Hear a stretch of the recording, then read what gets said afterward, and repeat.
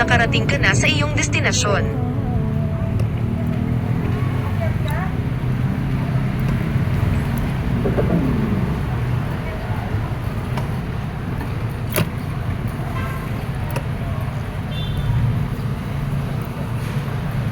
Iba rin niya po dito, sir.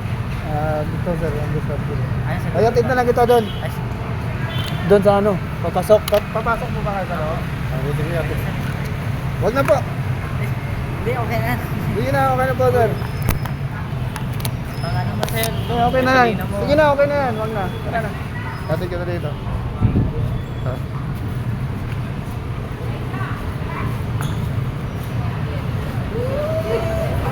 Dito na. Hindi, wag na po. Wag na nga, wag na. Wag na, wag na, wag na, wag na. Thank you po, ah. Sige na, wag na po. Diyan na lang, o libre na kita pumasahe. Thank you. Sige, sige po.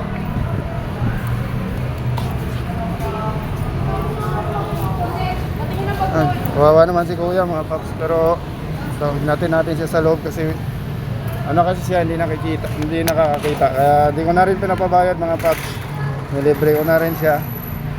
So ganun talaga minsan, anyan lang kasi di naman lahat oras na ano mas ano rin tayo nakakatulong din sa kanya. So salamat mga paps. Kasi galing rin sa Caloocan dito sa Isim, drop off niya Isim San Lazaro. So good luck mga paps, ingat sa biyahe. So, ride safe mga paps.